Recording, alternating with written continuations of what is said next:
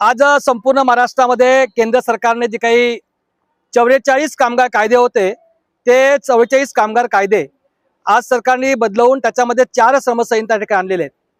आणि म्हणून संपूर्ण देशभरामध्ये कामगार कर्मचारी कृती समितीच्या वतीनं या ठिकाणी आवाहन करण्यात आलेलं आहे।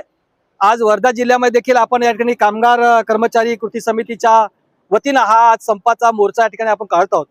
खरं तर जे 4 श्रमसंहिता आहेत ते 4 श्रमसंहिता हे भांडवलदारी यांना पोषक होणारे हे कामगार कायदे आहेत।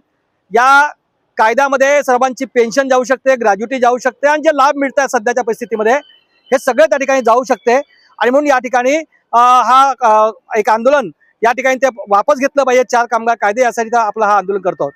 दुसऱ्या सरकारने नुकतेच या ठिकाणी जो बजेट सादर केलेला आहे त्या बजेटमध्ये ज्या योजना कामगार आहेत, आज हल्लीच्या परिस्थितीमध्ये 98% कंत्राटी कर्मचारी आहेत, म्हणजे योजना कामगार सहित, आणि फक्त 2% फक्त या ठिकाणी संघटित कामगार आहेत। याची संख्या मोठी आहे, त्या संख्येवर त्याला कमीत कमी बजेटमध्ये सादर करायला पाहिजे होतं।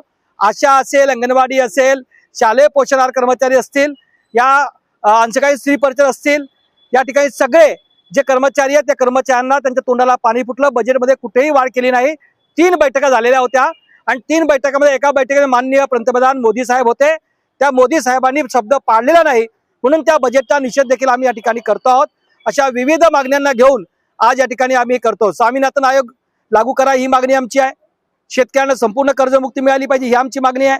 या ठिकाणी जे काही आमचे सार्वजनिक क्षेत्र आहे, सार्वजनिक क्षेत्र खाजगीकरणामध्ये देऊ नये, पब्लिक पॉवर पार्टनरशिपच्या नावाखाली त्या ठिकाणी त्यांचं वाटोळं करू नये आणि खाजगी संस्थांना देऊ नये ही मागणी या ठिकाणी घेऊन आम्ही या ठिकाणी आज जातो।